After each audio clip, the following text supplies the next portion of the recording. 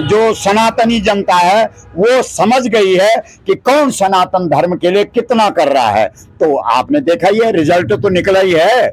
Result क्या हम हाँ। बद्रीनाथ या अयोध्या माने? भगवान केदार की जो धाम वाली प्रतिष्ठा है वो तो हिमालय में ही है, उसकी परिकल्पना दूसरी जगह की नहीं जा सकती है।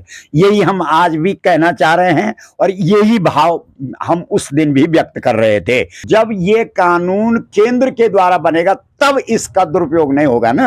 आज जिस तरीके से संत समाज बढ़ चढ़ करके राजनीतिक बहसों में हिस्सा ले रहे हैं, उसको क्या कहेंगे आप? नहीं, हम किसी संत की छत्र छाया में ही राम राज्य की स्थापना हो सकती है।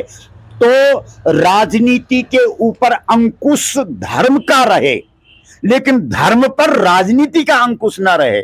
आज स्थिति ये हो गई कि धर्म के ऊपर राजनीति का दंड हो गया और ये हमारे धर्म शास्त्रों के अनुकूल नहीं है। अच्छा, मौजूदा समय में गौ और गंगा की स्थिति क्या है, जबकि कहा जा रहा है कि सनातन की सरकार है? कहीं ऐसा गलत व्यक्ति बैठ गया, कॉलोनी में जैसा कोई व्यक्ति बैठ गया और दिखा रहा फल और है उसमें अंडा पड़ा हुआ, तो ये जब स्पष्ट होगा तभी तो ये पता लगेगा कि। नमस्कार, मैं हूं सुनीत चौधरी और आप देख रहे हैं पहाड़ी सफरनामा। आप देख रहे होंगे मेरे ठीक सामने गो गंगा कृपाकांक्षी पूज्य संत गोपाल मणि महाराज बैठे हुए हैं। रुद्रप्रयाग आगमन आज हुआ है। माताएं, नाग राजा की खातिर दूध रखें और कहाँ डालेंगे? अरे बोला यार तुम्हारा नाग राजा आए नहीं आए, मेरो रहेगी नहीं है। महाराज जी, तीर्थ पुरोहितों में अभी भी आक्रोश है, जो कि आपके द्वारा भी एक बयान दिया गया था कि भगवान अब दिल्ली में अवतरित हो रहे हैं। जी, हमने वहाँ पर उत्तराखंड प्रकोष्ठ है एक, और उस उत्तराखंड के जो लोग हैं उनके मन में ये विचार आया कि भगवान केदारनाथ की प्रेरणा से क्योंकि आज तो केदारनाथ पूरे विश्व में सबसे अधिक जो नाम है पूरी दुनिया में, आपको मालूम ही होगा कि हमारे माननीय प्रधानमंत्री जी एक बार नहीं कई बार आए वहाँ, तो इसलिए केदारनाथ आज पूरे विश्व में भगवान की और महिमा। तो हमने जब सुना कि केदारनाथ बाबा की प्रेरणा से दिल्ली के अंदर कोई पूजा स्थल का निर्माण हो रहा है और वो भी उत्तराखंड के जो प्रवासी लोग हैं वो वहाँ इसका निर्माण कर रहे हैं, तो हम भी चले गए। हमको ये पता थोड़ी था और हमने सोचा कि क्योंकि केदारनाथ से हमारा ज़्यादा संबंध है, केदारनाथ के जो तीर्थ पुरोहित हैं उनके साथ हमारा बहुत ही लगाव है, क्योंकि वो सम्मान भी करते हैं और हमारे मन में भी उनके प्रति ज़्यादा है। क्योंकि जब हम बद्रीनाथ जाते हैं तो एक दो दिन में लगता है कि चलो घूमने जाएं, अब नीचे जाएं अपने काम में। गंगोत्री जाते हैं तो ऐसे ही होता है, यमुनोत्री जाते हैं तो ऐसे ही होता है, लेकिन केदारनाथ जाते हैं तो हमको लगता है कि यहाँ कम से कम 10-15 दिन हमको रहना चाहिए। कहने का मतलब सहज रूप से, स्वाभाविक रूप से हमारा केदारनाथ से तादात्म्य संबंध है। इसलिए केदारनाथ की प्रेरणा से कोई देवस्थल, शिव जी का मंदिर दिल्ली के अंदर बन रहा, हमने कोई, हमारे लिए कोई निमंत्रण पत्र नहीं आया। वहाँ जो हमारे परिचित लोग थे, जो वहाँ बना रहा था वो भी हमारा परिचित था, तो उसने किसी व्यक्ति को आया और गुरुजी को भी बुलाओ, तो उस व्यक्ति ने मेरे को फ़ोन कर दिया। तो मैंने कहा ये तो अच्छी बात है, मैं जाकर के दिल्ली के अंदर केदारनाथ की महिमा का गुणगान करूँगा। तो मैं तो जब सहज रूप से वहाँ गया तो मुझे ये नहीं लगा पता कि मैं दिल्ली में बोल रहा हूँ, मुझे तो ये लगा कि मैं केदारनाथ की महिमा का बखान कर रहा हूँ कि भगवान केदार। अब हमने क्या कहा, हमने कहा कि भाई केदारनाथ में माननीय प्रधानमंत्री जी गए और हमारे तीर्थ पुरोहितों ने वहाँ ज्ञापन दिया कि गौ माता को राष्ट्र माता का सम्मान मिलना चाहिए। लगता है कि उस पे काम तो हुआ नहीं, तो लगता है कि अब भगवान शंकर दिल्ली में आकर के ही वो प्रेरणा देंगे और ये काम हमारा हो जाएगा, क्योंकि हमारे हर वक्तव्य में गाय सन्निहित होती है। हम शिव पुराण बोलते हैं, हम देवी भागवत बोलते हैं, हम राम कथा बोलते हैं, हमको दिल्ली ले जाओ, हमको कनाडा ले जाओ, हमें अमेरिका ले जाओ, कुल मिलाकर के स्थिति यह है कि हमारे संभाषण में या वक्तव्य में गौ माता आ जाती है। बाकी धाम तो सहज होता है, ईश्वर के द्वारा निर्मित होता है, और हिमालय तो केदारम, वो जो धाम है वो तो हिमालय में है, वो कहीं दिल्ली या कलकत्ता नहीं बन सकता है। सहज रूप से जैसे लोग उनको प्रेरणा होती होगी या वो अति उत्साह में आकर के, जैसे कई मंदिर हमने देश के अंदर देखे, कईयों ने जो है कई चारों धाम बना रखे हैं, कईयों ने वैष्णो देवी बना रखे, कईयों ने कुछ बना रखा है, लेकिन भगवान केदार की जो धाम वाली प्रतिष्ठा है वो तो हिमालय में ही है, उसकी परिकल्पना दूसरी जगह की नहीं जा सकती है। यही हम आज भी कहना चाह रहे हैं और यही भाव हम उस दिन भी व्यक्त कर रहे थे। और देवो भूत्वा देवम यजेत, जब देवता बन करके किसी देवता के बारे में कहा जाए तभी हृदय से, अंतरात्मा से बात आती है। बाकी हमारा ये मतलब नहीं था कि केदारनाथ का धाम अब दिल्ली में आ जाएगा तो दिल्ली वालों को केदारनाथ या भारत वालों को केदारनाथ जाने की कोई ऐसा नहीं था, ये मतलब नहीं था। महाराज जी, मंदिरों से विरोध किसी भी सनातन धर्मावलंबियों का नहीं है, मगर जिस तरीके से प्रसारित किया गया कि अब केदार बाबा के 12 महीने दर्शन दिल्ली में होंगे, और इसी प्रचार को लेकर के जो ये उबाल है वो तमाम लोगों में आया है। हाँ, नहीं, अब उसका स्पष्टीकरण हो गया। वो जो उत्तराखंड प्रवासी प्रकोष्ठ वहां बना हुआ है, उन लोगों ने भी देहरादून में आकर के ये पत्रकार वार्ता की है कि भाई हमारा जो है वो मंदिर से मतलब था, हमने अति उत्साह में ये केदारनाथ भगवान का नाम ले लिया, लेकिन अब हमारी समझ में आ गया है कि भाई धाम तो धाम होता है, हम कैसे उसको यहाँ प्रतिष्ठित कर सकते हैं। तो ये बात उन्होंने भी कह दी है और सारे समाज ने भी कह दिया और सरकार ने भी कह दिया है। तो मुझे लगता है कि अब इस विषय में ज़्यादा इसको विस्तार करने की जरूरत नहीं है। नहीं, सरकार भी बैकफुट पे तब आती है जबकि ज्योतिर्मठ के शंकराचार्य जी बयान देते हैं, उसके पश्चात ही सरकार डिसीजन लेती है। जी जी जी, नहीं ठीक है, उन्होंने, सरकार ने इस बात को लिया होगा, पर मुझे लगता है कि सरकार ने जो तीर्थ पुरोहित हमारे केदारनाथ के हैं उनमें जो उनको दुख हुआ, कष्ट हुआ, और जो वो इस बात को स्वीकार नहीं कर पाए कि भाई ऐसा कैसे हो सकता है, केदारनाथ तो एक ही है और गोस्तु मात्रा न विद्यते, भगवान की उपमा किसी और से नहीं की जा सकती है, यानी केदारनाथ की प्रतिमूर्ति कहीं दूसरी जगह नहीं हो सकती।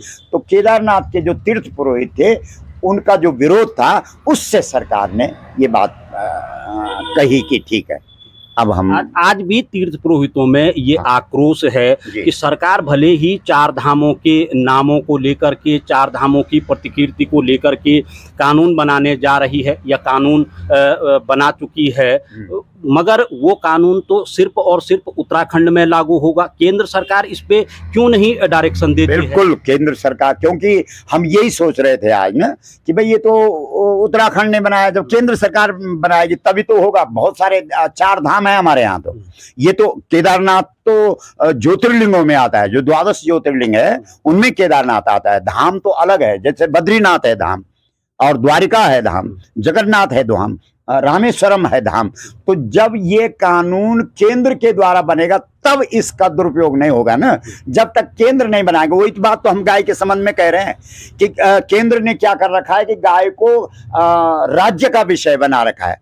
तो उत्तराखंड वाले बोलते हैं कि गाय हमारी माता है, और गोवा वाले बोलते हैं कि हम तो खाएंगे इसको, क्योंकि अलग अलग प्रदेश ने गाय के लिए अलग अलग कानून बना रखे हैं, क्योंकि उनको छूट दे रखी है, क्योंकि राज्यों का विषय बना रखा है। जबकि गाय को राज्य का विषय नहीं होना चाहिए, गाय को केंद्र का विषय होना चाहिए। उसी प्रकार से किसी भी धाम की महिमा या प्रतिष्ठा में किसी प्रकार की आंच ना आवे, ये ईमानदारी तब मानी जाएगी जब ये कानून केंद्र के द्वारा बनेगा।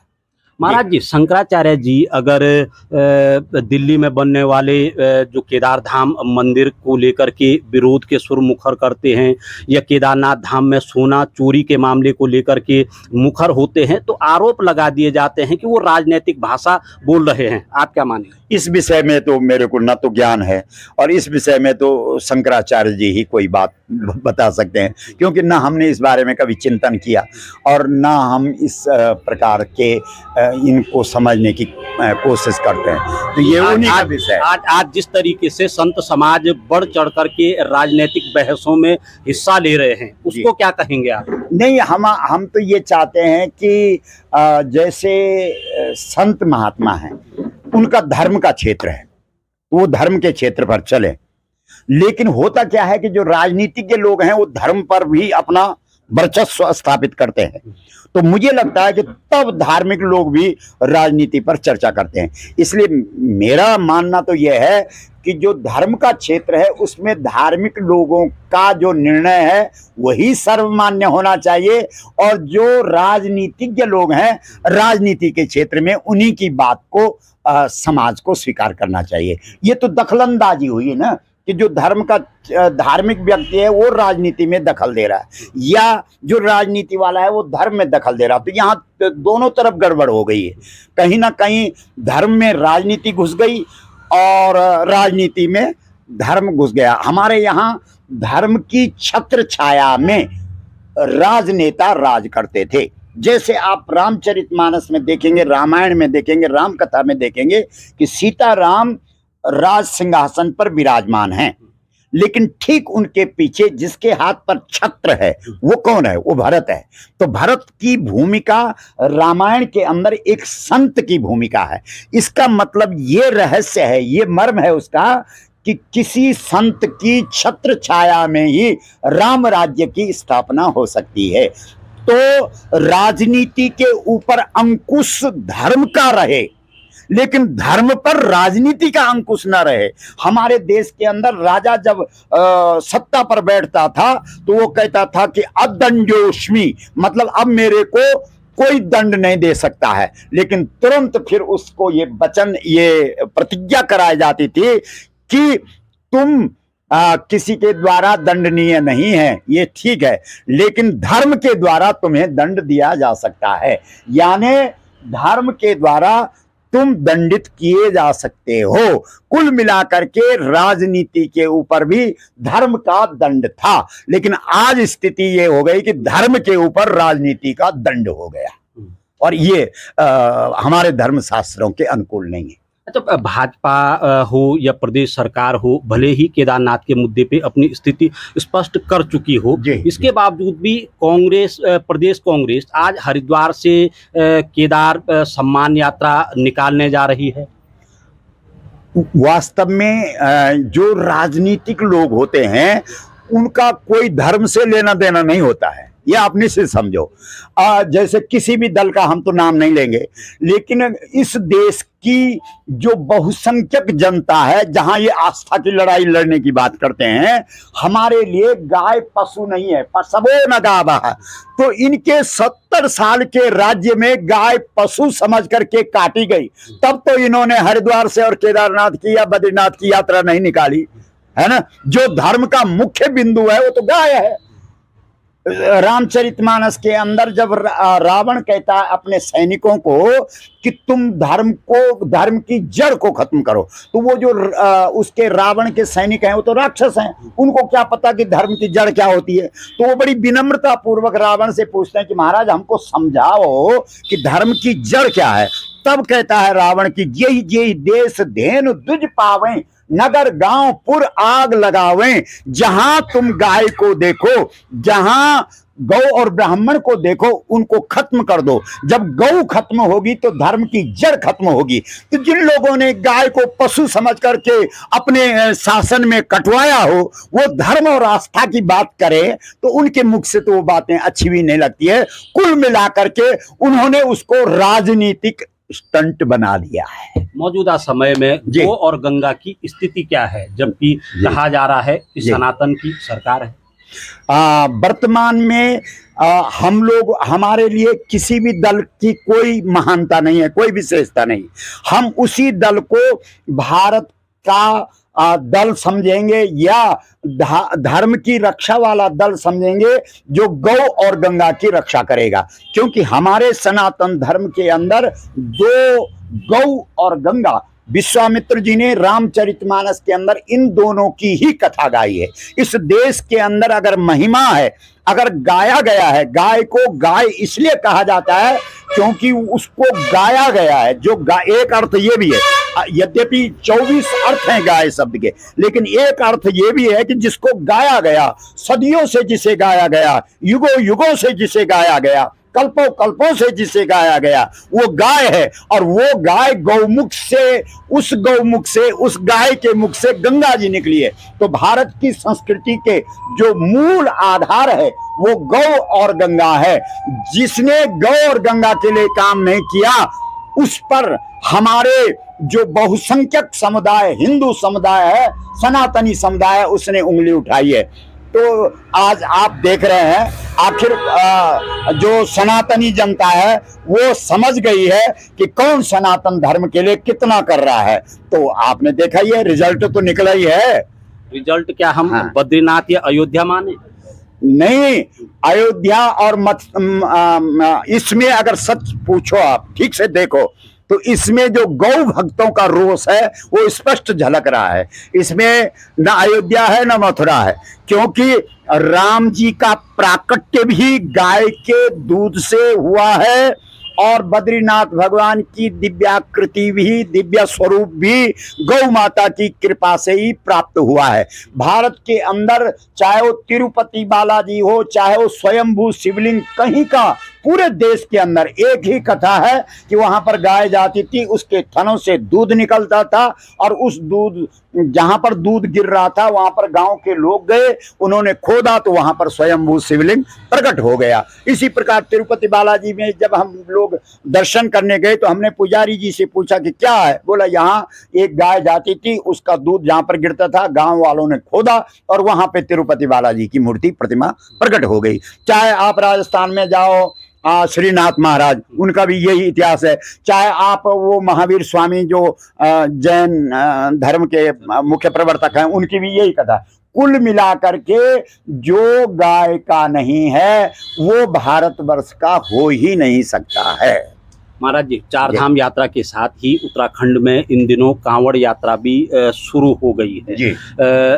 उत्तर प्रदेश सरकार के द्वारा एक नियम निकाला जाता है, हालांकि सुप्रीम कोर्ट द्वारा उसमें हस्तक्षेप किया जाता है। आपका क्या मानना है, क्या इस तरीके की व्यवस्थाएं होनी चाहिए? कौन सी व्यवस्था? जो कि ठेली हो, दुकानें हो, उन पे नेम प्लेट के को लेकर के पूरी प्रदेश की राजनीति, देश की राजनीति गरमाई हुई है कि हर ठेली वाले को, हर फड़ वाले को अपने नाम लिखने पड़ेंगे अपने प्रतिष्ठानों के आगे। तो वो तो ठीक है, वो तो एकदम सही है, क्योंकि हमारे यहाँ तो जो कांवड़ वाले हैं उसके लिए तो बड़ी विधि है, उसके बड़े नियम हैं, उसके बड़े किसके हाथ से खाना है, किसके हाथ से नहीं खाना है, क्या खाना है क्या नहीं खाना है। कहीं ऐसा गलत व्यक्ति बैठ गया, कॉलोनी में जैसा कोई व्यक्ति बैठ गया और दिखा रहा फल और है उसमें अंडा पड़ा हुआ, तो ये जब स्पष्ट होगा तभी तो ये पता लगेगा कि किस व्यक्ति। जैसे हमारे यहाँ भरत जी जा रहे हैं, जब भरत जी राम जी को मिलने के लिए जा रहे हैं तो कुछ लोगों ने कहा भाई ये तो कैकेयी का पुत्र है जिसने राम जी को वनवास दिया है,